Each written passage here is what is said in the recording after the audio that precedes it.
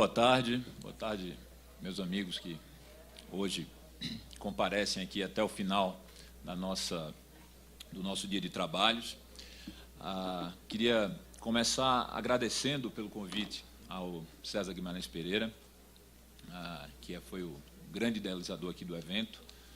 Agradecer também a todos que colaboraram com a realização, em especial a CCBC, o Conselho da Justiça Federal, a Justiça Federal aqui mesmo do Estado do Paraná,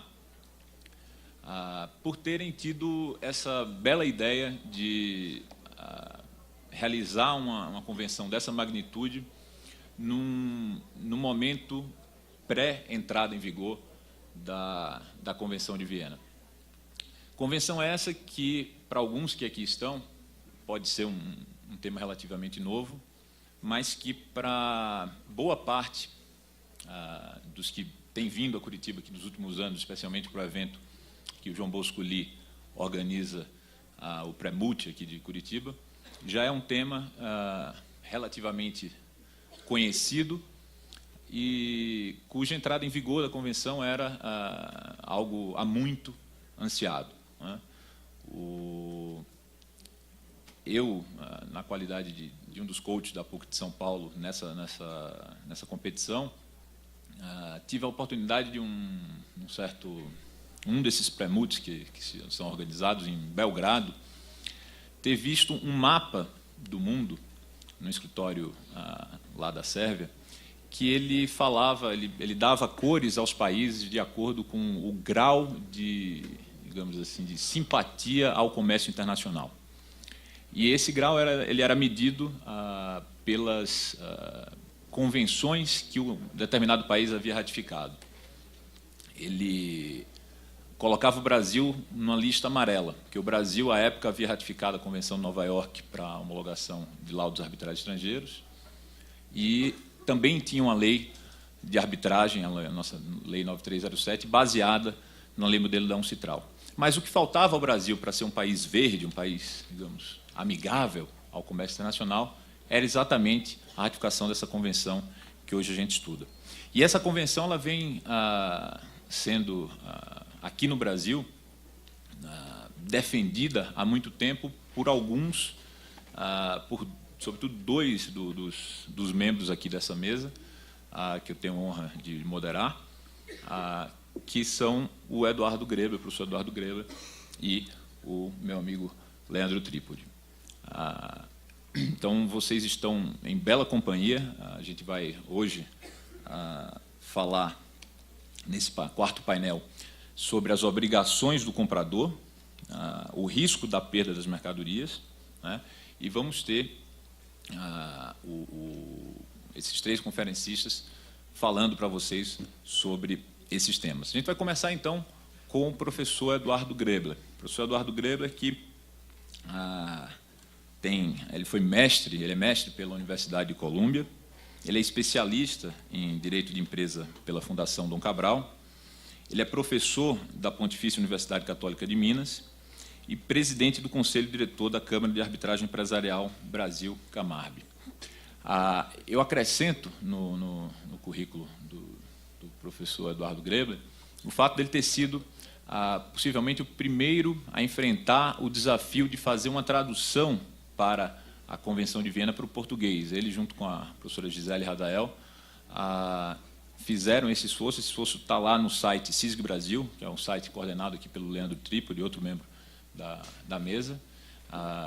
E o professor Eduardo Grebler tem pleno conhecimento da CISG há muitos anos, e é ele que vai falar para vocês sobre as obrigações do comprador na Convenção de Viena.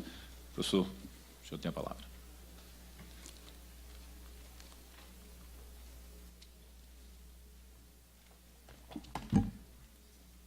Muito obrigado, Napoleão. Eu quero inicialmente agradecer brevemente aos organizadores do evento por terem me dado a honra de aqui comparecer, e o faço na pessoa do César, que é, creio eu, um dos responsáveis pelo brilho desse evento. O nosso tempo é muito rigoroso, eu já prestei atenção aí no rigor com que o tema está sendo tratado, a questão da pontualidade, por isso não vou me alongar muito nas preliminares. Mas eu não posso deixar de fazer um breve comentário da importância desse evento exatamente nas 2 semanas que precedem a entrada em vigor da Convenção no Brasil. Acho que esse é o primeiro de uma série de eventos que deverão ocorrer nos anos futuros, criando a cultura eu não sei se eu devo chamar CISG, CISG, CEVIM, o próprio nome ainda não acho que esteja em definitivo consolidado. Vamos chamar de CISG, como a maioria dos palestrantes aqui fez. A cultura da CISG no Brasil começa a criar raízes a partir de agora. Por isso, este é um evento que deverá marcar o início de uma série de situações destinadas a aprofundar essa cultura, o conhecimento e o domínio da CISG entre nós.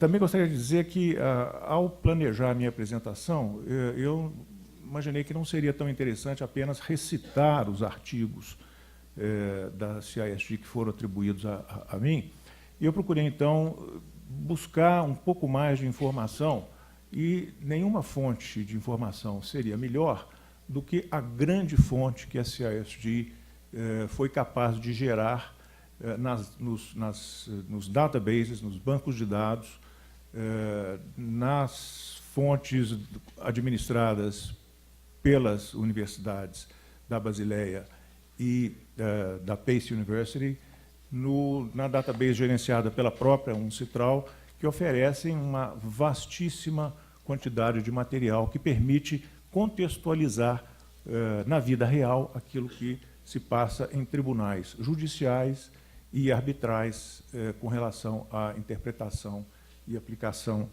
da CISG. Eu inicio, então, comentando justamente o fato de que, na CISG, a matéria obrigações do comprador está posta de forma bastante bem organizada numa sequência de artigos, que são os artigos 53 até 60, e tudo que lá está pode ser sintetizado numa frase de 2 linhas. O comprador está obrigado a pagar o preço das mercadorias e a recebê-las conforme exigido pelo contrato e por esta convenção. Portanto, pagar o preço e receber as mercadorias são ambas obrigações principais do comprador. E o descumprimento de uma ou de outra pode dar ensejo à execução específica da obrigação, seja pagar, seja receber. Não há, digamos assim, hierarquia entre essas 2 obrigações, ambas são obrigações principais. Nem se confundem elas com os meros deveres do comprador, que existem também postos em outros trechos da Convenção, obrigação de inspecionar, obrigação de comunicar. Esses deveres secundários, se descumpridos forem, apenas ocasionam uma desvantagem na posição jurídica do comprador, mas não ensejam execução específica. Esse caráter sintético e muito categórico do artigo 53 não dá margem à controvérsia. A jurisprudência existente sobre isso é até escassa, porque é questão que não gera em si mesmo maior polêmica. Qual é o alcance da obrigação de pagar do comprador? Não é só, digamos assim, colocar o dinheiro, colocar o pagamento à disposição, mas também adotar as providências necessárias para cumprir os requisitos legais. Lembrando que nós estamos numa operação transfronteiriça, nós estamos falando de um contrato em que tanto a mercadoria tem que viajar de um país a outro, como o pagamento também tem que ser transferido de um país a outro. Portanto, há medidas que são indispensáveis para que o pagamento seja feito. Isto faz parte das obrigações do comprador. Na prática do comércio internacional, pagamentos normalmente são feitos em moeda conversível. Raramente se vamos nos deparar com um contrato em que, por exemplo, a moeda brasileira, embora já não seja tão depreciada quanto já foi no passado, raramente é utilizada como moeda de pagamento ou moeda de referência no comércio internacional. Portanto, há normalmente envolvido na transação a operação de câmbio da moeda brasileira, moeda do país do comprador, para a moeda de curso internacional exigida pelo vendedor. Essas providências também cabem ao comprador tomar.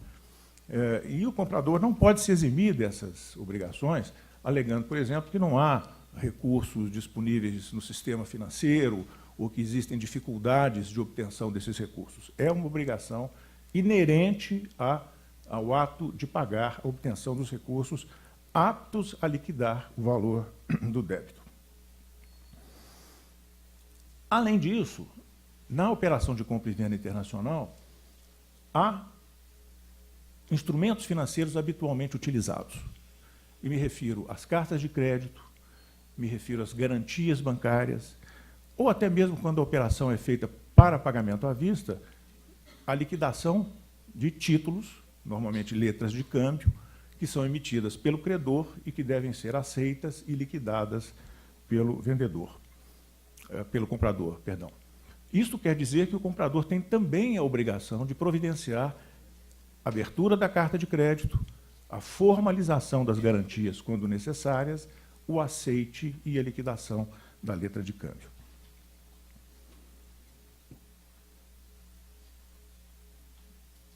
A questão da determinação do preço é um dos aspectos que merece, na CISG, uma particular atenção.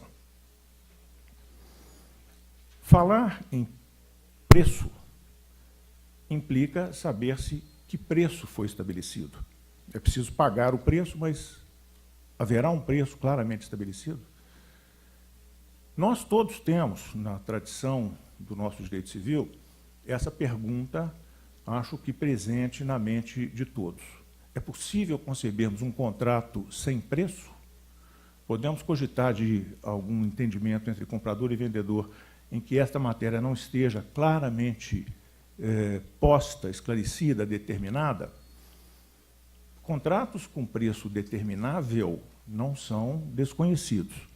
Mas o que dizer dos contratos em que não exista nem mesmo critérios para a determinação de preço? São exceções, não há dúvida. Os operadores do comércio internacional não costumam celebrar contratos em que o fator preço não mereça a necessária clareza e atenção. Mas existem e podem existir circunstâncias em que o preço não esteja claro o suficiente e nem existam critérios pré-determinados para a sua fixação. No direito brasileiro, em 2002, com o novo Código Civil, a situação mudou um pouco. Embora, evidentemente, nós aqui estejamos olhando a CISG e não o direito brasileiro, o contraponto entre o que a nossa cultura jurídica conhece e o que a CISG introduz na nossa nova maneira de pensar a lei sobre a venda internacional de mercadorias, pode nos ajudar a compreender as diferenças culturais existentes. O direito brasileiro, a partir de 2002, passou a admitir, ou pelo menos é válida a interpretação de que o direito brasileiro passou a admitir a venda, ou o contrato de compra e venda, em que o preço não tenha sido estipulado. E isso se decorre do artigo 488, onde se diz que, convencionada a venda sem fixação de preço ou de critério para sua determinação, se entende que as partes se sujeitaram ao preço corrente nas vendas habituais do vendedor. significa dizer que, inexistindo o preço, o critério passará a ser as vendas, o preço utilizado nas vendas habituais do vendedor. Vejam vocês que isso significa, talvez, um certo privilégio para o vendedor, porque é a prática dele, vendedor, que regerá a determinação de um preço desconhecido. Me refiro ao direito brasileiro. No caso da CISG, a regra não é exatamente esta. Também a CISG admite um contrato em que o preço não tenha sido estabelecido. No entanto, remete a fixação do preço não para as vendas habituais do vendedor, mas para os valores que se possam dizer valores do mercado. Essa solução, mais flexível talvez, buscou estabelecer um equilíbrio maior entre comprador e vendedor, mas há também situações em que mesmo o preço de mercado não é facilmente identificável. Se estivermos falando de mercadorias, commodities, que têm cotação em bolsa, tudo fica muito simples. Mas o que dizer dos contratos em que haja uma encomenda específica de bem feito sob encomenda? Nesses casos, inexistindo preço de mercado, chegaríamos à conclusão de que realmente o contrato não contém o elemento mínimo necessário para a sua sobrevivência, e assim tem sido decidido em alguns tribunais judiciais e arbitrais que trataram da matéria. Uma outra questão que tem estreita relação com esta tem a ver com um possível conflito entre o artigo da CISG, que autoriza esta solução, com um outro artigo da CISG, que é o artigo 14, que cria um aparente conflito, já que o artigo 14 estabelece que é necessário, para que a proposta de compra tenha validade, que ela seja suficientemente definida. Portanto, ao se interpretar o que é uma proposta suficientemente definida, há uma lógica evidente na conclusão de que uma proposta não será suficientemente definida se ela não contiver, dentre os seus elementos, o preço conhecido pelas partes contratantes. Esse debate é um dos aspectos da CISG que, até o momento, não está definitivamente equacionado, não está resolvido. Há decisões de tribunais de diferentes países e de tribunais arbitrais que validam o contrato com base no critério do artigo 55, outras decisões não validam ao argumento de que não chegou a se formar o encontro de vontades, o consensualismo necessário, por falta de um dos seus elementos essenciais. Então, este é ainda um ponto passível de controvérsia. Pode-se dizer que há uma tendência gradativa que se observa no sentido de aplicar-se o artigo 55, ou seja, reconhecer validade ao contrato, ainda que o preço não seja conhecido, utilizando-se um argumento que tem lógica interpretativa. Não se explicaria a existência do artigo 55 se ele fosse absolutamente inútil.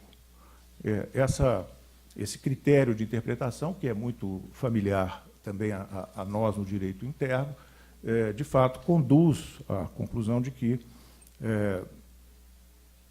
o artigo 55 permite a existência de um contrato que não contenha preço definido. A questão do local de pagamento não é das mais controvertidas, não é daquelas que gera um manancial de decisões judiciais e arbitrais, talvez porque, também nesse aspecto, os contratos de compra e venda são bastante... os contratos internacionais de compra e venda são bastante exigentes e detalhados. Normalmente, as partes estabelecem onde o local de pagamento onde o pagamento deverá ocorrer. Facilita a solução dessas questões o fato de que os contratos precisam estabelecer a forma de pagamento. E se a forma de pagamento já contempla um local para onde o pagamento deve ser remetido, isto resolve, né, sem maior dificuldade, a possível dúvida, a possível questão sobre se as partes, direta ou indiretamente, explícita ou implicitamente, definiram esse local. Um outro ponto que merece também uma reflexão nossa tem a ver com o tempo do pagamento. A regra geral é, como ao longo de toda a CISG, é a prevalência da vontade das partes. Deve-se pagar no momento em que o contrato determinar. Mas há algumas salvaguardas para a hipótese em que o contrato não seja claro ou seja omisso a esse respeito. O pagamento, nesse caso, se faz quando a mercadoria é colocada à disposição do comprador. E, por mercadoria, entenda-se a mercadoria propriamente dita ou os documentos que a representam. Tudo isso é, como já foi lembrado aqui, fortemente influenciado pelo termo comercial utilizado. Numa venda ex-works, a mercadoria vai ser colocada à disposição dentro de uma determinada dinâmica diferente daquilo que ocorre numa venda CFR. Portanto, há uma interação necessária entre o termo comercial utilizado, o incotermo utilizado, e o momento em que o pagamento deve ser feito, que, por sua vez, deriva do local em que a mercadoria é entregue, se o contrato for omisso a esse respeito. Há inúmeras decisões que abordaram essa questão do local de pagamento. É um tema que suscitou diversas manifestações, mas, ao mesmo tempo, ele foi enfrentado diversas vezes e pode-se dizer que as dúvidas a respeito dele estão razoavelmente sanadas. Uma outra norma da CISG determina que o pagamento deve ser feito independentemente de formalidades de cobrança. A jurisprudência sobre esse artigo, que é o 59, reafirma que a obrigação de pagamento é devida, independentemente de qualquer formalização de cobrança, mas é preciso lembrar que no comércio internacional existem procedimentos inevitáveis. Se o pagamento tem que sair de um país e chegar a outro, em regra, salvo exceções puramente teóricas, em regra, isso se passa via o sistema financeiro internacional. Ou seja, é preciso utilizar a ferramenta do sistema financeiro para que esse pagamento flua de um país ao outro. Por sua vez, o sistema tem as suas regras. Então, não se pode imaginar que um comprador de determinado país possa fazer um pagamento a um vendedor de outro país sem exibir ao agente financeiro, ao banco, que vai tramitar essa operação de câmbio, sem exibir a respectiva fatura, sem exibir a respectiva os conhecimentos de embarque da mercadoria, quando for esta mecânica. Portanto, há determinados documentos que são indispensáveis para viabilizar o fluxo financeiro do pagamento. Portanto, quando se diz o pagamento não depende de formalidades, não depende de formalidades que não sejam aquelas que o próprio sistema financeiro exige para tramitar esse pagamento.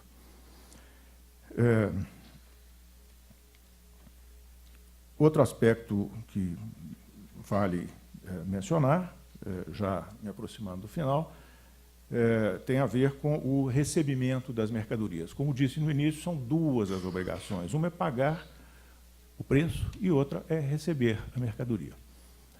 Dos 8 artigos da CISG que tratam da questão, dos 8, 6 falam de pagamento e apenas 2 falam do recebimento. Porque o recebimento, de fato, é um ato menos passível de gerar controvérsias entre as partes. O importante é lembrar que, para receber as mercadorias, o comprador tem que praticar os atos necessários para permitir essa entrega. Esses atos, que, em regra, estão previstos no contrato, podem incluir, por exemplo, a pesagem da mercadoria, a inspeção por uma entidade certificadora, se estivermos falando de produtos passíveis que sejam perecíveis, por exemplo, há necessidade de uma série de certificações administrativas que caberão ao comprador tomar. O que dizer daqueles atos que não estejam claros, que não estejam suficientemente definidos no contrato e que caiam naquela zona cinzenta de saber se o comprador ou o vendedor teria mais facilidade de cumprir? Para resolver esse tipo de dúvida, nesta hipótese e em qualquer outra hipótese de zona cinzenta na CISG, é importante ter sempre presente o princípio da boa-fé. O princípio da boa-fé, a regra da razoabilidade, são as guias mestras para a solução dessas situações que não estejam suficientemente nítidas. E em todo contrato, fatalmente surgirá um ponto ou outro que vai necessitar de uma solução inspirada no princípio da boa-fé. Receber a mercadoria, já para concluir meus comentários, receber a mercadoria quer dizer tomar posse dela. Não é apenas dizer que vai tomar posse, não é apenas declarar, mas efetivamente tomar posse da mercadoria. Isto nem sempre ocorre no momento da entrega legal, né? Nós sabemos bem que, em determinadas modalidades de Incoterms, a entrega jurídica, o sentido jurídico da palavra entrega, não coincidirá com a entrega física, como no exato momento da entrega física. Aqui, nós estamos tratando da entrega física, receber a mercadoria, deter a posse dela. Bem, como vem, é um conjunto de normas de relativa simplicidade, são normas objetivas, algumas delas contêm algum elemento polêmico, algumas ainda, uma questão em especial, pode-se dizer que é uma questão ainda em estado de evolução, que é a que diz respeito ao contrato sem preço. Quanto ao mais, as regras da CISG com relação às obrigações do comprador são claras, objetivas e não me parece que sejam geradoras de potenciais conflitos de maior importância. Eram esses os comentários que eu tinha para fazer com vocês, a vocês, lembrando que o princípio da conservação ou da preservação do contrato é uma das conquistas mais caras da CISG. Portanto, o descumprimento dessas obrigações sempre será tratado pelo intérprete do contrato de maneira cautelosa. A preservação do contrato internacional, por inúmeras razões que já foram aqui comentadas, é a regra, e a sua resolução é a exceção. Com isto, eu me coloco à disposição se houver alguma dúvida a respeito. Muito obrigado pela atenção de vocês.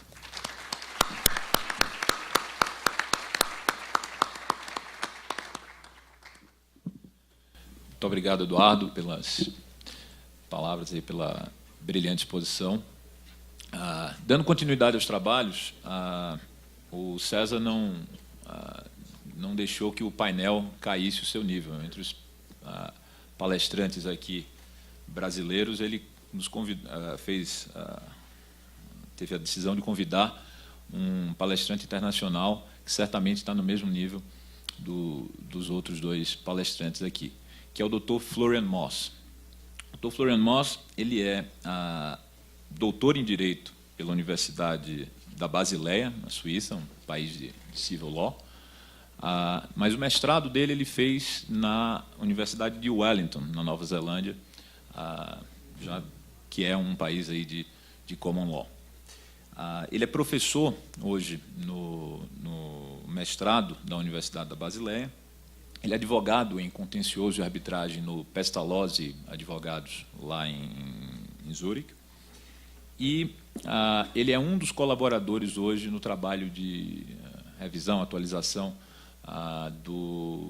da obra do professor Peter Schlesman, que é coordenado pela professora Ingeborg Schwenzer. Então, certamente, vocês estão em boas mãos para ouvir as explicações do Dr. Florian Moss sobre os remédios que o vendedor tem em caso de descumprimento das obrigações do comprador. Dr. Florian, sem palavras.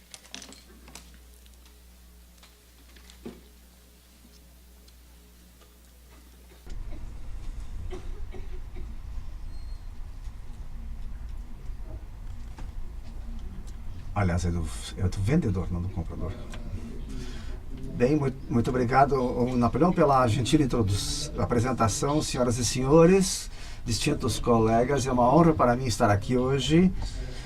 E antes de falar sobre os remédios jurídicos do vendedor, uma breve palavra de agradecimento minha a César e a Ingeborg e ao Judiciário Federal por realizar este evento e ao Instituto Brasileiro e a Câmara de Brasil-Canadá.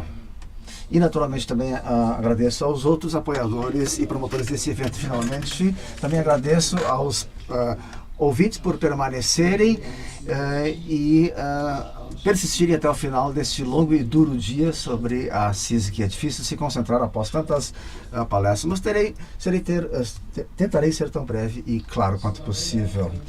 Então, a título de introdução, a Ingeborg mencionou isso, que na palestra introdutória dela, hoje de manhã, a CISG estabelece uma abordagem para a violação de contrato e oferece um conjunto uniforme de remédios jurídicos.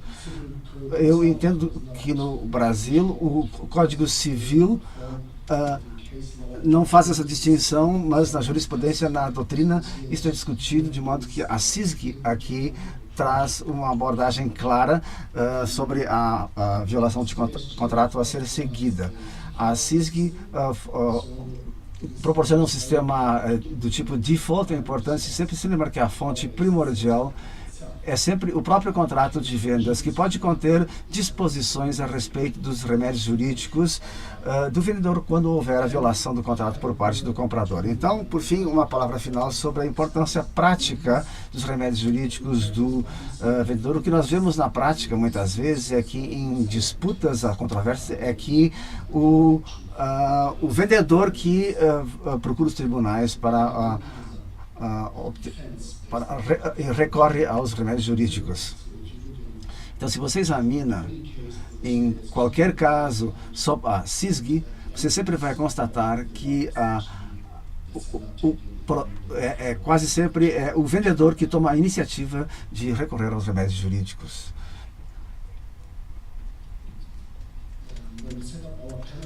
Quando organizamos nosso painel, nós discutimos que seguiríamos a estrutura da CISG nas nossas palestras para que vocês acompanhem com mais facilidade.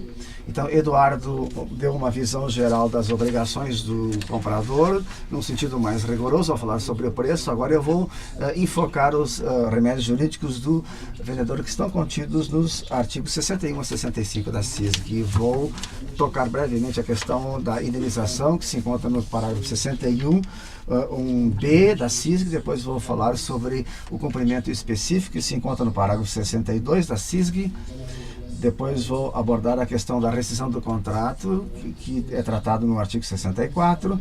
E nesse contexto também vou expor um dispositivo muito importante, 63, que esta disposição não é um remédio jurídico em si mesmo, mas permite ao vendedor estabelecer um prazo adicional de cumprimento e que na prática se torna uma ferramenta importante para o vendedor. Depois eu apenas vou mencionar aqui, existe um remédio jurídico específico, que é a autoespecificação das mercadorias. Se o comprador deveria especificar os produtos, mas não faz isso, então o vendedor, sob certas circunstâncias, tem o direito de empreender o que se chama de autoespecificação. Depois, finalmente, eu vou tocar brevemente na questão dos direitos de retenção. Isto é muito importante destacar isso aqui, porque se você lê o artigo 61, você não vai encontrar esses direitos listados ali. Então, se você assessora clientes em contratos sob a CISG, você sempre tem que certificar de estar consciente dos direitos de retenção que podem surgir. Então, vamos passar primeiro a indenização.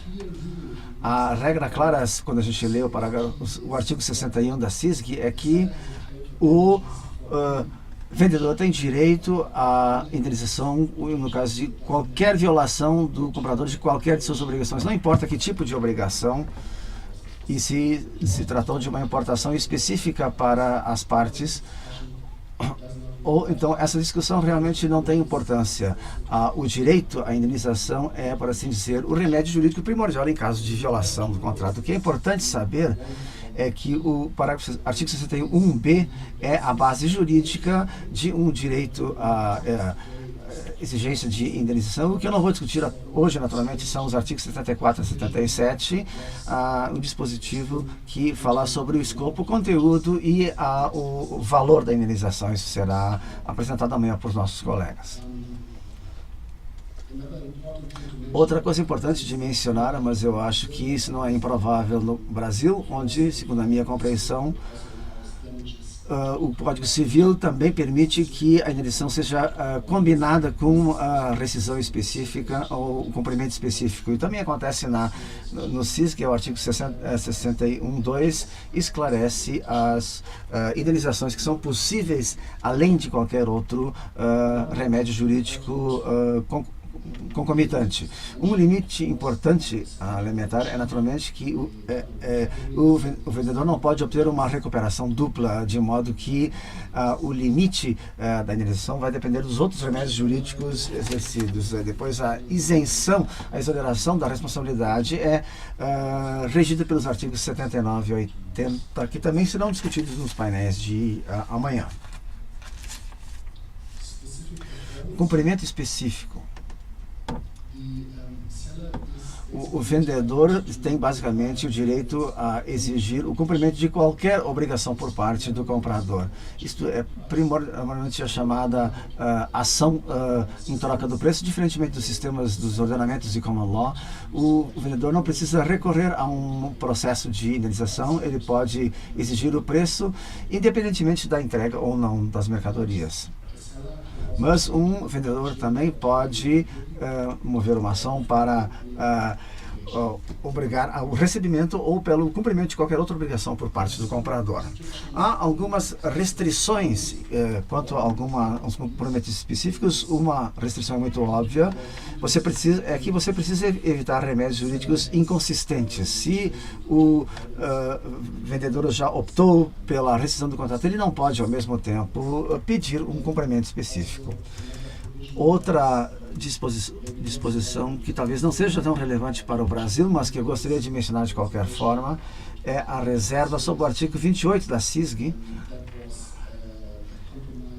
que foi uma espécie de meio termo entre a solução conciliatória entre estados da common law e da civil law, as jurisdições em que os tribunais não vão permitir um cumprimento específico não são obrigadas a CISG de fazer isso, mas eu entendo que no Código Civil brasileiro um cumprimento específico também é previsto como remédio jurídico, de modo que essa cláusula aqui referente à reserva não teria importância prática para o Brasil.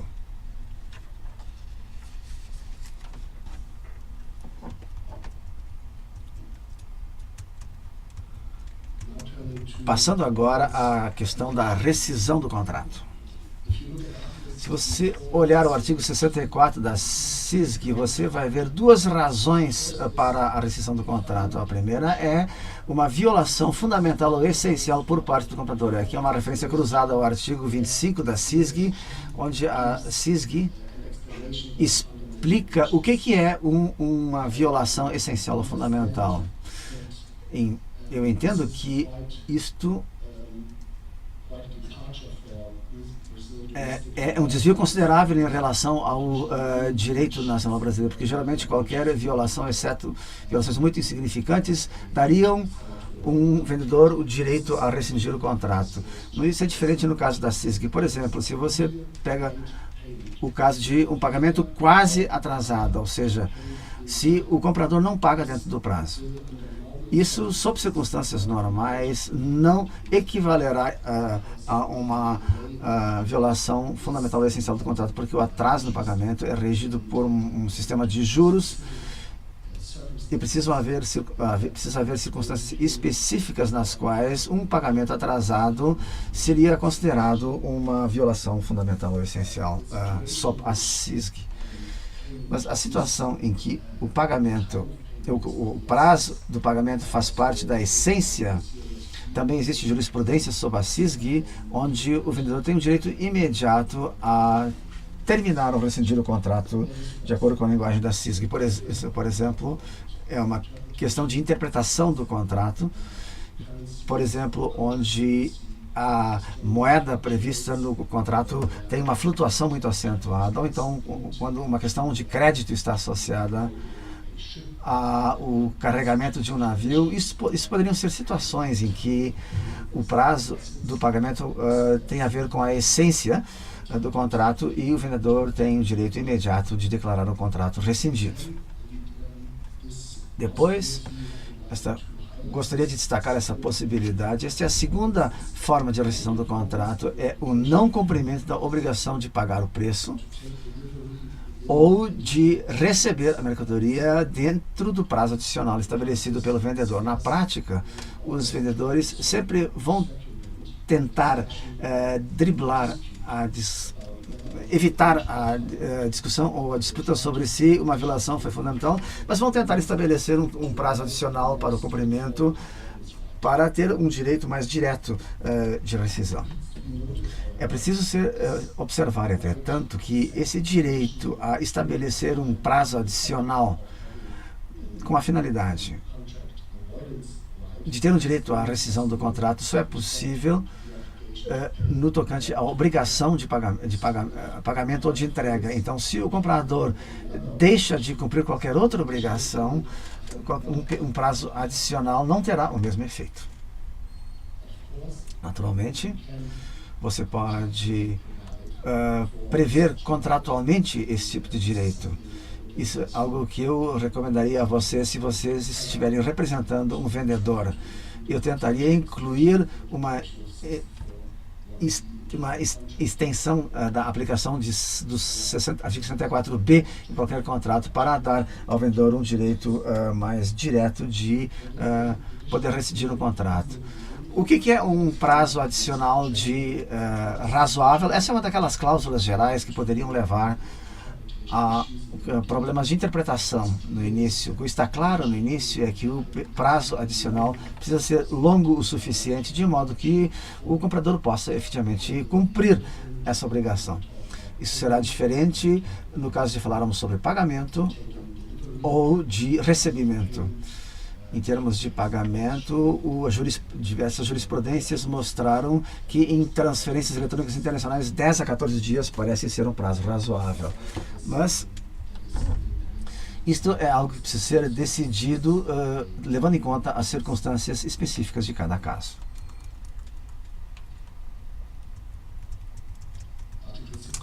O artigo 64.2, eu só vou mencionar, ele contém certas limitações de tempo no direito do vendedor de rescindir o contrato, mas elas só se aplicam se o comprador pagou inteiramente o preço. Se o comprador fez um pagamento parcial ou não fez nenhum pagamento,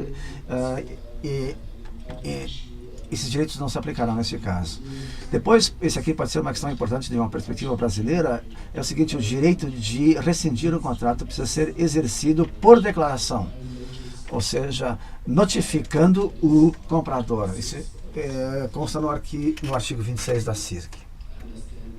E eu entendo que isso poderia ser um pouco diferente sob a lei nacional interna brasileira. Os efeitos da rescisão do contrato são tratados nos artigos 81 e 84 da CISG, mas não vou me aprofundar nisso, porque essa questão será abordada amanhã em painéis mais específicos sobre os remédios jurídicos. Finalmente, como eu prometi, vou falar sobre os direitos de retenção. Isso é uma questão razoavelmente importante, eu diria, porque você pode não perceber isso ao ler o artigo 61 e pode achar que todos os remédios jurídicos do vendedor estão regulamentados lá. Por exemplo, artigo 58.1 da CISC, um vendedor pode fazer do pagamento uma condição para a entrega de mercadorias e documentos, ou 62.2, o vendedor pode despachar mercadorias sob a condição de que os documentos só serão entregues contra pagamento. Depois, o artigo 71 da CISG dá um direito a suspender o cumprimento se surgirem fatos após a celebração do contrato, da conclusão do contrato, que permitem o vendedor prever que o comprador vai cometer uma violação substancial ou fundamental. Há uma outra discussão para a qual eu gostaria de chamar a atenção de vocês. Essa é uma das questões dentro da CISC que é discutido em relação aos princípios generais corporificados. Um direito geral de retenção poderia ser implementado sob o artigo 72.2 da CISG. Isso é uma questão que ainda não está resolvida, mas se afirma que onde o comprador cometeu uma violação fundamental, o vendedor deveria ter o direito de retenção. A gente pode pensar em casos onde o não pagamento ou a entrega representou um problema, onde o comprador violou o programa, por exemplo, distribuindo as mercadorias em países onde ele prometeu que ele não os distribuiria. Em situações assim, se poderia afirmar, ou se afirma, que o vendedor pode reter as entregas futuras.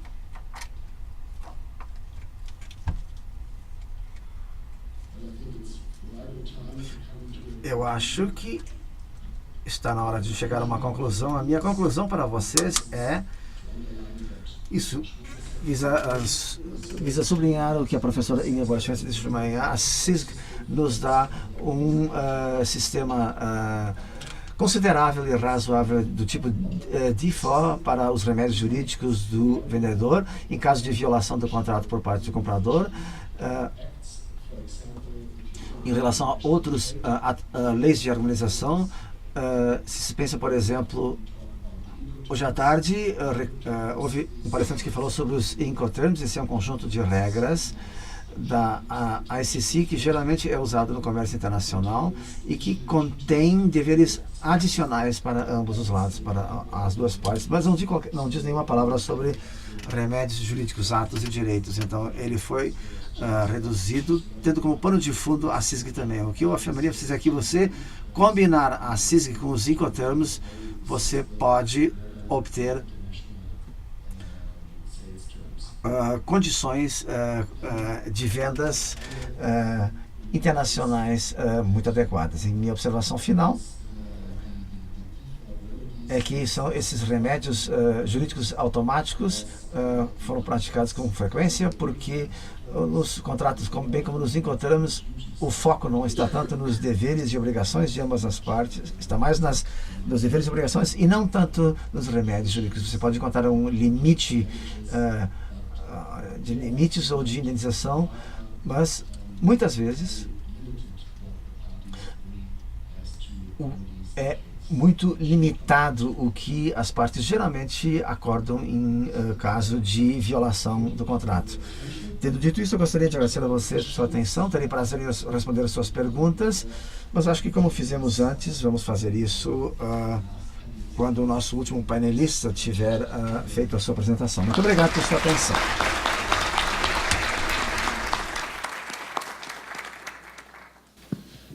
Muito obrigado, Florian, pela bela exposição. E é com...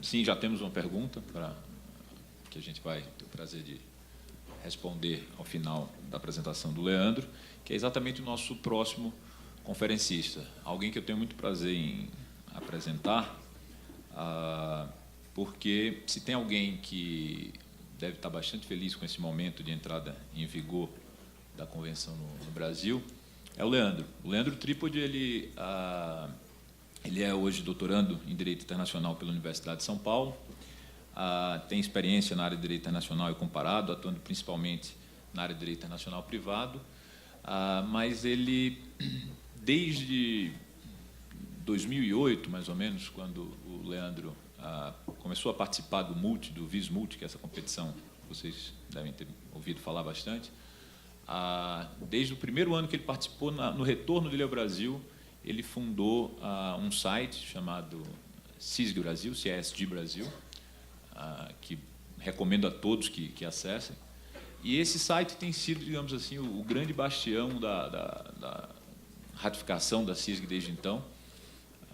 E, na verdade, também é um grande database de dados sobre a Convenção em língua portuguesa, porque esse esforço de interpretação da Convenção é muito importante que ele seja feito na língua nacional, né? Quando a gente faz esse esforço apenas em língua estrangeira, termina isolando muita gente que é importante no processo de consolidação da Convenção, e esse esforço vem sendo feito aí pelo Leandro há um bom tempo. O Leandro também é secretário da MUTUSP, que é a Associação dos Estudantes da Universidade de São Paulo, na participação em MUTs, né?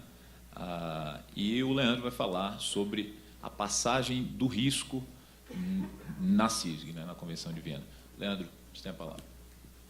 Napoleão, muito... Está me ouvindo? Acho que não está dando retorno, não.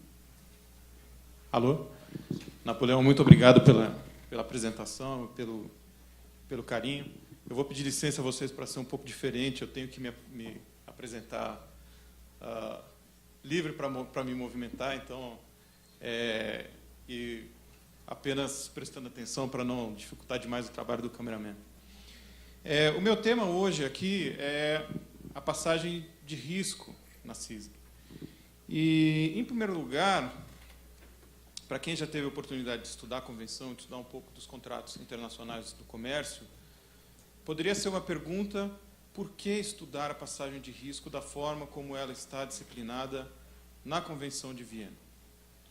Afinal de contas, esse é um tema que, normalmente, recai sobre normas flexíveis, cláusulas padrão, adotadas pelas partes, que já foram referidas aqui pelos meus antecessores no mesmo painel, que são os Incoterms. E no que nós podemos imaginar que seja a esmagadora maioria dos casos, esta passagem da Convenção, artigos 66 a 70, são efetivamente derrogados pelas partes em virtude da sua autonomia consagrada pela própria Convenção. Então, por que estudar as regras de passagem de risco na CISG? Uma das razões elas já trazem a lógica da passagem de risco, são regras que têm uma consistência interna interessante, apesar de não se tratar de uma das partes mais elogiadas da Convenção, no sentido da sua clareza, da sua facilidade de compreensão e interpretação, mas são um conjunto de regras que podem auxiliar, podem preparar aqueles que vão estudar os Incoterms a estudá-los. Então, são regras de natureza introdutória que podem ser muito úteis para o estudo dos Incoterms. Em segundo lugar, nem sempre os Incoterms vão se aplicar. Pode haver contratos, muito embora eu duvide que isso aconteça, mas pode haver contratos em que faltou as partes disciplinarem a questão da passagem de risco com base num termo comercial, como destacou aqui o Eduardo. Uma outra razão para se dizer por que estudar a passagem de risco na CISG é porque o passagem de risco normalmente também se relaciona com cobertura securitária. Então, há seguros feitos no comércio internacional, e também no comércio mais corriqueiro doméstico entre as fronteiras nacionais, seguros esses que cobrem a maior parte dos riscos de transporte, dos riscos de perecimento, de deterioração, da perda acidental das mercadorias. Porém, vale também lembrar que esse seguro pode não ter sido feito, pode não ter sido pago, a seguradora pode se recusar a pagar a indenização, a seguradora pode ter falido, ou pode ser que aconteça de riscos se apresentarem no contexto da operação comercial que recaem sobre exclusões da apólice de seguro que foi contratada. Então, em todos esses casos, e por todas essas razões, se justifica nós estudarmos as regras de passagem de risco da CISG. Agora, por que passagem de risco? Afinal de contas, nós estamos muito mais acostumados a pensar em transferência de propriedade, transmissão de propriedade, não transmissão de risco. No nosso direito, a figura normalmente associada à transmissão da propriedade é a tradição, a tradício, que está disciplinada aí nessas normas do Código Civil. O nosso Código Civil de 2002 contém regras atuais, regras modernas, não são regras desatualizadas, não são regras antiquadas. São boas regras desenvolvidas por décadas de jurisprudência no século passado que foram incorporadas ao novo Código Civil. As regras são boas, né? Mas elas trabalham fortemente dentro de um quadro do direito civil, dentro de um quadro da civil law, que tem origem, como mostra a figura aí, no direito romano. Então, nós trabalhamos basicamente dentro do brocardo res perit domini. A coisa perece para o dono. Então, é importante saber quem é o dono da coisa, porque a coisa perece para o dono. No comércio, e aí não apenas no comércio internacional, a propriedade em si não tem tanta importância. É menos importante a propriedade das mercadorias, a propriedade sobre as mercadorias, do que o seu valor econômico. Porque as mercadorias no comércio são destinadas ao giro, são destinadas à substitutibilidade, são coisas consumíveis, são coisas fungíveis e não são destinadas à permanência. Então, a origem histórica de cada um dos dois conjuntos de regras que nós temos diante de nós, o Código Civil e a Convenção de Viena, são bem diferentes. Independentemente do fato, mais uma vez, como eu disse, de a Convenção de Viena ser de gênese muito mais recente. Não se trata apenas do momento em que ela foi adotada, em que ela foi redigida, mas trata-se também do seu propósito e da sua natureza. A propriedade na Convenção de Viena, ela é uma matéria, além de tudo, excluída do alcance da Convenção. Quando nós dizemos excluída do alcance da Convenção, é preciso tomar cuidado, porque não quer dizer que ela é irrelevante. Se ela fosse relevante, a própria Convenção não diria que é uma obrigação do vendedor transmitir a propriedade, transferir a propriedade das mercadorias. Então, ela não é irrelevante, apenas é uma questão que, com base no artigo 4º da própria Convenção, não é por ela regulada, é deixada para o direito doméstico subsidiariamente aplicável. O que quer dizer isso? Quer dizer que a transferência, a passagem do risco pode acontecer independentemente da transmissão da propriedade, ou seja, pode ocorrer transmissão de propriedade sem passagem de risco, e o contrário, pode haver passagem de risco sem transmissão de propriedade. Isso é perfeitamente possível, existem inclusive casos muito interessantes em que aconteceu uma coisa ou aconteceu a outra. Ali no slide eu também menciono os artigos 66 a 70 da CISG, que são objeto da minha apresentação hoje, mas é claro que, conforme previamente já foi aqui apresentado por um painel anterior, estes artigos precisam ser lidos e ser interpretados em harmonia e em consonância com os artigos 31 a 34 da Convenção, que falam sobre a obrigação da entrega, porque são estreitamente relacionados, a entrega e a passagem de risco. Então, nós estamos muito acostumados a pensar em termos de tradício, E, bom, vocês já vão notar que eu gosto de trabalhar com imagens. Eu prefiro trabalhar com imagens. Nós, juristas, temos uma certa dificuldade de nos desvencilharmos do texto. Mas uma das razões pelas quais eu prefiro trabalhar com imagens é que isso me dá uma esperança de que as pessoas parem um pouco de anotar e se envolvam um pouco mais na apresentação. As 3 modalidades da tradício não deixam de ser válidas no comércio internacional, não deixam de ser válidas, não deixa de ser válido pensar dessa forma quando nós tratamos da CISG. Então, mais uma vez lembrando, a tradição real ou direta, a tradição simbólica e a tradição ficta. Não é que a própria palavra tradição, traditio, já mostra para nós o que é essencial haver na traditio: os dedos, as mãos. E isso no comércio internacional, onde as operações se realizam a longa distância e de uma forma muito dinâmica, realmente não é condizente. Por isso, o enfoque da CISG é a passagem de risco ao invés de transferência de propriedade, que ela permite que seja regulada pelo direito nacional. Em termos de evolução histórica, nós temos também uma separação desses 2 conceitos, entrega e passagem de risco. O regramento anterior da compra e venda internacional, o direito uniforme de 1964 da AIA, a chamada ULIS, também na sigla em inglês, ela criou uma ficção jurídica segundo a qual a entrega e a passagem de risco eram a mesma coisa ou ocorriam no mesmo momento. A CISG procurou separar esses 2 conceitos, entrega de um lado, passagem de risco de outro. Como ficou evidente disso que eu falei, você tem artigos que disciplinam a entrega e artigos que disciplinam a passagem de risco. Mas qual a relevância prática disso?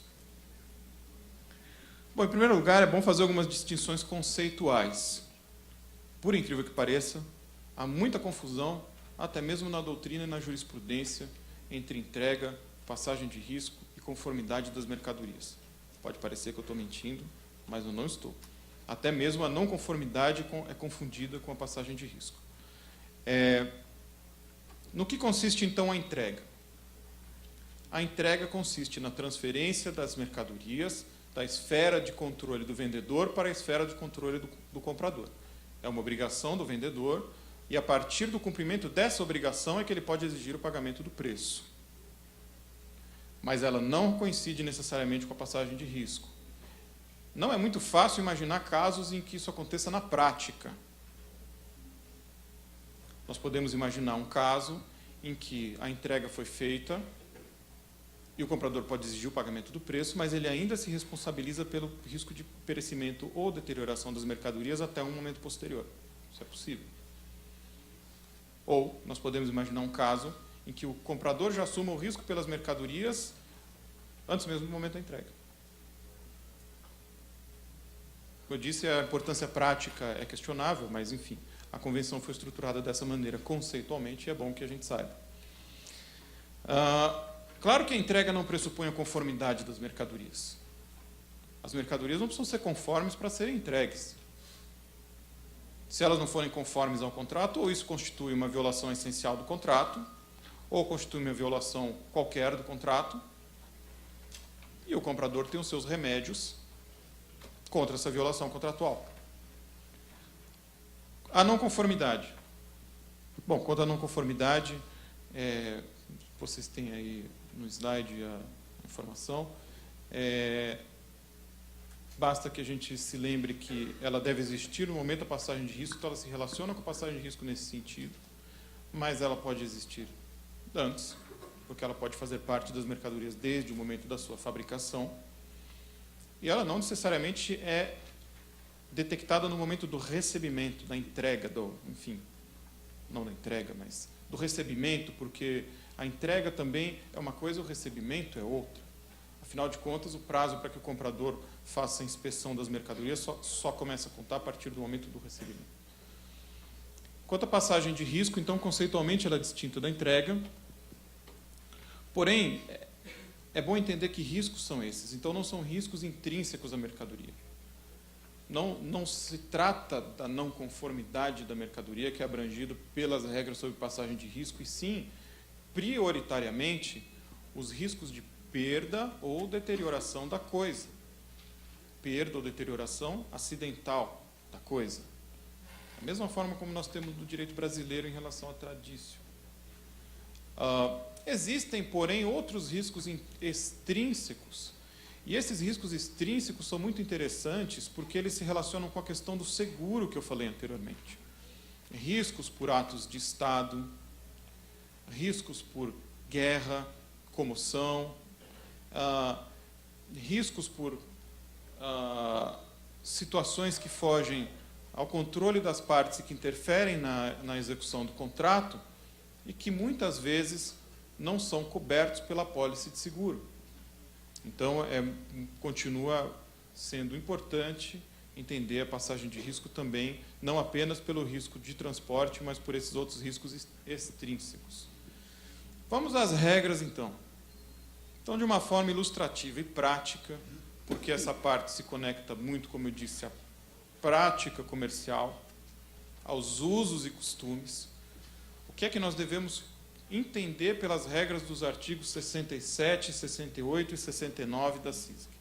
Vou começar pelo artigo 69, porque é a regra mais genérica. O artigo 69 ele se aplica quando o contrato não envolve transporte. E quando é que o contrato não envolve transporte? O contrato não envolve transporte quando não há um transportador independente, quando não há um terceiro encarregado pelo vendedor ou pelo comprador, não, apenas pelo vendedor, de realizar o transporte das mercadorias até o comprador. Então, nesse caso, as próprias partes farão o transporte da mercadoria. Quando a gente diz que o contrato não compreende transporte, obviamente que a gente não quer dizer que as mercadorias não serão transportadas. Elas serão transportadas, mas elas vão ser transportadas por uma das partes, ou pelo vendedor ou pelo comprador. Então, a regra geral da CISG nesse caso é que o risco se transmite quando o vendedor retira, e eu vou falar em termos práticos agora, porque o artigo vocês podem ler depois e faço muito gosto que leiam, mas em termos práticos, quando passa o risco? Em termos práticos, o risco se transmite quando o comprador retira as mercadorias no estabelecimento do vendedor ou quando o vendedor entrega as mercadorias no estabelecimento do comprador. Em termos práticos, é isso. E quando o contrato compreende transporte? Ou seja, o contrato compreende transporte quando existe um transportador independente. Ele não é um mero braço do vendedor, ele não é uma filial do vendedor. Esse transportador ele não é um departamento do vendedor, ele não é um agente do vendedor. Ele é um transportador independente, que é contratado, um fretista, para realizar o transporte da mercadoria, o que é extremamente comum, somente nos contratos de mais longa distância. Contratos de transporte marítimo, dificilmente o vendedor tem a sua própria frota. Pode até ter. Pode ter a sua própria frota de navios. Se ele não tiver, ele vai precisar de um transportador. E o transporte marítimo, então, entra nesta, o transporte, assim como transporte aéreo, assim como transporte terrestre feito por um transportador independente, recai no artigo 67 da CISG. E a regra aqui é a regra do primeiro transportador. A regra do primeiro transportador quer dizer o quê? O risco se transmite ao comprador no momento em que o vendedor entrega as mercadorias ao primeiro transportador, ou se não for ao primeiro transportador, no local aprazado pelas partes, como muito comumente o é, num porto, num aeroporto, num depósito, num entreposto, etc. A CISG também regula a compra e venda de bens em trânsito. E o que é a compra e venda de bens em trânsito? É aquilo que nós costumamos denominar de compra e venda de papéis. Muitas vezes demora 30 dias para o transporte marítimo e as mercadorias que estão ali sendo transportadas acabam sendo compradas e vendidas várias vezes, entre diversas partes, entre diversos compradores e vendedores. Isso é compra e venda de bens em trânsito. A regra geral da CISG é que o risco se transmite no momento da conclusão do contrato. Mas pode ficar evidente das circunstâncias que o comprador assumiu o risco desde o momento do carregamento, desde o momento da emissão dos documentos de transporte. Isso vai depender das circunstâncias. Muito bem. A CISG, ao longo de todo o seu texto, contém disposições que primam, que prezam pela proteção ao princípio da boa-fé. A boa-fé na CISG não está apenas no artigo 7.2. É uma diretriz interpretativa, que o seu texto seja interpretado de acordo com a boa-fé no comércio internacional, mas ela tem vários dispositivos específicos que trazem a boa-fé à tona. Um deles é o artigo 66, que diz o seguinte, que mesmo que o risco tenha se transmitido ao comprador e houver o perecimento ou a deterioração da coisa, por ato ou omissão do vendedor, então a transmissão de risco não se opera. O vendedor continua responsável, continua detendo o risco pela mercadoria. Então nós temos aí um exemplo, também é difícil achar exemplos na prática, não é? Mas essa figura sugere o fato de que o vendedor tenha sido negligente e não negligente no sentido técnico, mas enfim, que ele tenha não tenha embalado corretamente mercadoria explosiva e elas tenham se destruído durante o transporte. E num caso como esse, haverá não apenas a perda dos bens, das mercadorias objeto do contrato, mas também haverá danos à propriedade, também haverá danos ao transportador, danos a outras mercadorias, provavelmente até danos a pessoas, e são questões que não são reguladas pela Convenção. O dever de informar no artigo 68, porque o artigo 68, aquele que trata da compra e venda de bens em trânsito, ele tem uma ressalva. A ressalva que ele faz é: sim, o comprador assume o risco no momento da conclusão do contrato.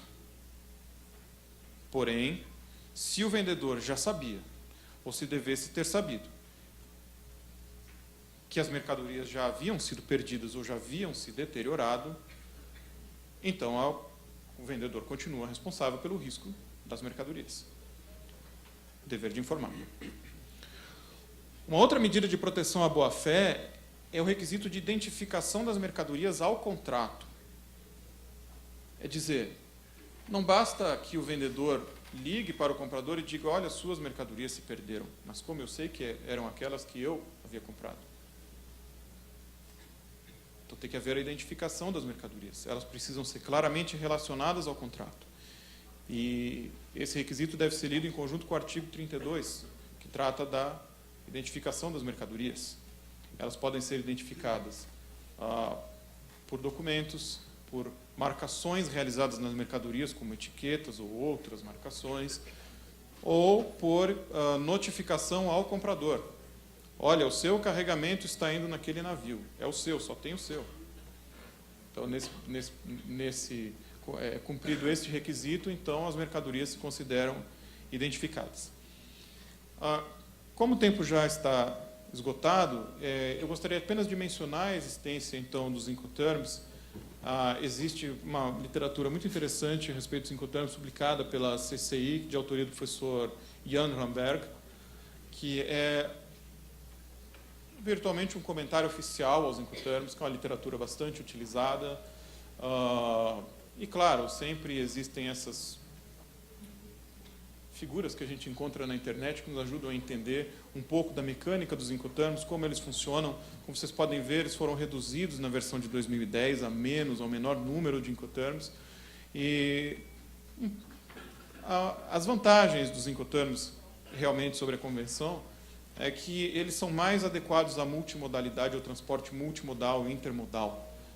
E também regulam a responsabilidade pelo custo do frete, que é uma coisa que a Convenção sempre diz que fica a critério das partes, etc. e tal, deixa a cargo da autonomia da vontade e do seguro, não é?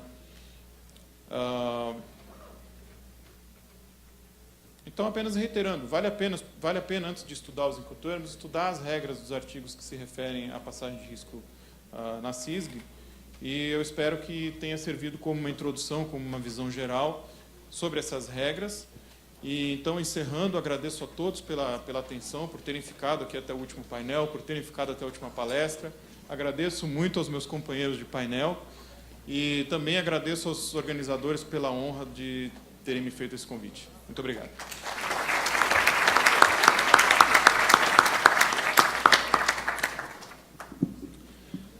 Obrigado, Leandro, pela apresentação. A gente passa, então, aqui para responder algumas perguntas que vieram de boa parte da plateia. Eu passo para a primeira pergunta, a pergunta aqui do Oswaldo Agripino, perguntando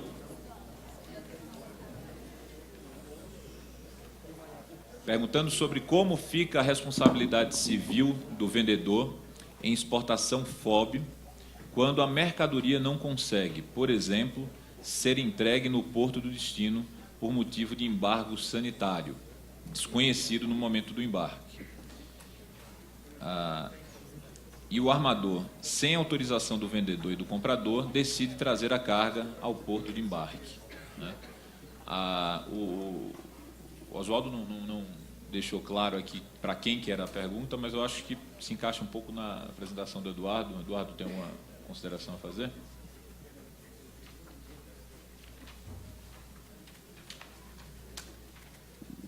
Fiquei um pouco em dúvida com a pergunta no tocante à parte final, porque está dito que teria havido um embargo sanitário e o armador, sem autorização do vendedor e do comprador, decide trazer a carga ao porto de embarque. Eu suponho que seja o porto de desembarque. Bem, a situação aqui,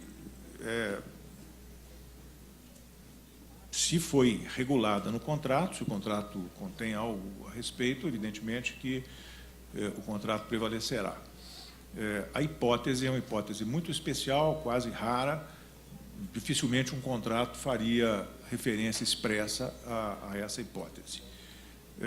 Um embargo sanitário, como ato de império de governo, quero crer que se faria com que essa situação se situasse na esfera da exoneração de responsabilidade.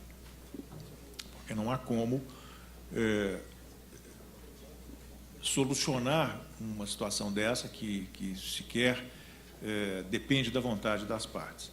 Então, creio que isso colocaria a situação no contexto daquelas situações em que não há responsabilidade por parte daquele que não cumpriu a sua obrigação, uma vez que o não cumprimento derivou de um ato legítimo, supostamente legítimo, da autoridade. Tem uma segunda parte na pergunta que eu não sei se devo... Pode seguir. Já pode seguir.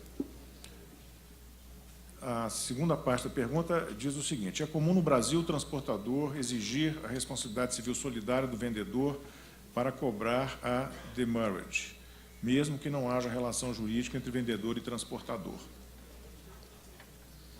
O comentário que eu tenho a fazer sobre isso é que, de fato, isso é uma prática dos armadores, colocar a liquidação do eventual custo de sobreestadia nas costas ou sob a responsabilidade daquele que vai receber a mercadoria, porque sabe que esta é a maneira mais fácil de recuperar o custo da sobreestadia.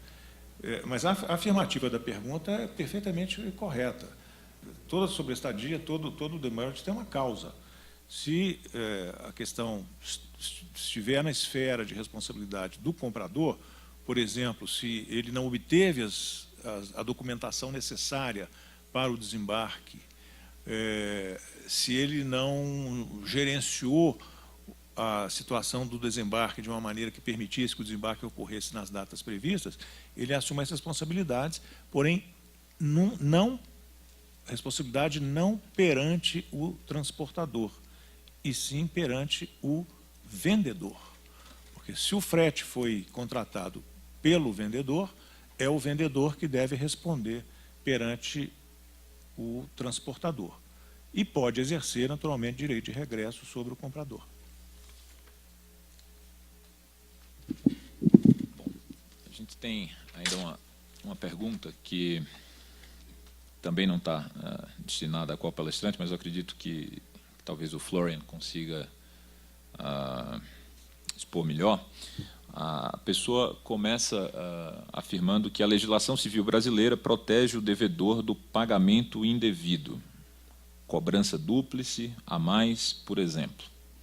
E aí vem a pergunta: Na CISD, há alguma previsão parecida de proteção contra uma cobrança em duplicidade? Há alguma reparação, sobretudo quando essa cobrança indevida gera um prejuízo ainda maior ao devedor, como, por exemplo, reputação de mal pagador no mercado internacional?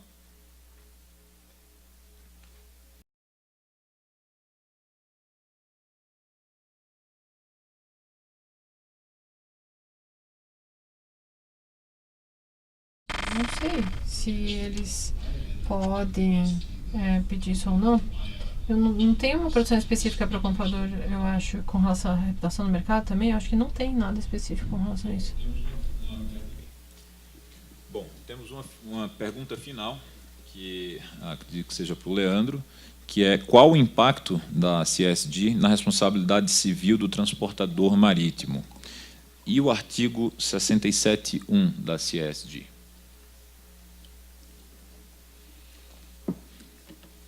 O artigo 67.1 ele trata exatamente do contrato que envolve transporte. Então, é um contrato em que o vendedor ele contrata, ele paga enfim, quem paga ou não está claro, mas ele contrata um transportador independente, um terceiro, para... Quem fez a pergunta? Só para eu poder olhar para a pessoa? Não se encontra mais? Edson Luiz Kolinski. Edson, pois não, Edson. Então, Edson, se eu bem entendo, a responsabilidade do transportador marítimo, que é o que você está perguntando, ela não é regulada pela Convenção. Pela seguinte razão: a Convenção só se preocupa com as obrigações do comprador e do vendedor. Ela não regula direitos e obrigações de terceiros, né? O artigo 67.1, que você mencionou na pergunta, a única ressalva que ele faz é que o fato do vendedor continuar com os documentos de embarque não significa que ele continue com o risco, não é? Agora, o risco não passou para o transportador marítimo. Obviamente, ou ele é do vendedor ou ele é do comprador. A responsabilidade do transportador marítimo ela é regulada por outros instrumentos legislativos, por usos e costumes, pelo direito marítimo, claro, e ele vai responder para aquela parte, em geral, para a parte que detém os documentos de embarque, né? Seja ela o comprador ou o vendedor. Agora, nesse caso do 67.1, o vendedor continua com os documentos de embarque, mas o risco já passou para o comprador. Então, nesse caso, eu entendo, não sei se o Eduardo concorda, mas eu entendo que, nesse caso, o transportador marítimo deveria responder ao comprador, porque o risco já passou para o comprador. Apenas o fato de o vendedor reter os documentos é uma formalidade. Não sei se respondo a tua pergunta. Bom, obrigado, Leandro, pela resposta. O Leandro também nos pediu aqui para fazer uma comunicação com relação ao concurso de monografias, o concurso professor Albert Kritzer, que o site CISD Brasil organiza anualmente.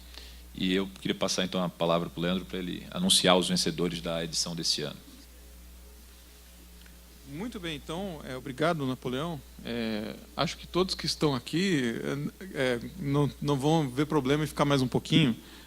Não vou falar por 50 minutos, apenas 40. É um anúncio rápido que eu gostaria de fazer. Por que nós criamos o concurso de monografias, não é? Obviamente porque nós precisamos constituir doutrina nacional, incentivar as pessoas a estudarem, os estudantes de graduação, pós-graduação, etc., a estudarem a CISG, mas também é uma grande homenagem ao professor Albert Kritzer, né? O professor Kritzer é uma figura fundamental para a constituição da base de dados da Pace University, que hoje todo mundo utiliza, né? E esteve no Brasil muito brevemente, vindo a falecer pouco tempo depois. E é uma figura que está relacionada com a criação do site CISG Brasil também, uma pessoa que nós nunca cansaremos de homenagear. Então, apenas vou fazer o anúncio rapidamente. Vou ler aqui uma parte da proclamação de resultado, não vou ler os títulos dos trabalhos, que são meio extensos, e a gente já estourou muito tempo, não é? Então, o resultado é o seguinte. Então, nos termos do artigo, enfim, do regulamento do concurso, informamos que a comissão examinadora, composta pelos ilustres professores Maristela Basso, presidente, Carmen Tibúrcio, Fabrício Pascoal Polido, Gabriel Valente dos Reis, Giovanni Etorinani e Judite Martins Costa, após analisar as monografias inscritas no certame, em atendimento ao já referido regulamento, julgou-as da seguinte forma.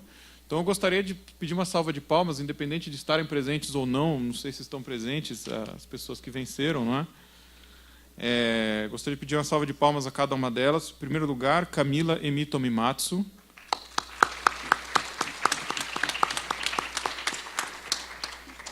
Segundo lugar, Renata Carlos Steiner Reisdorfer.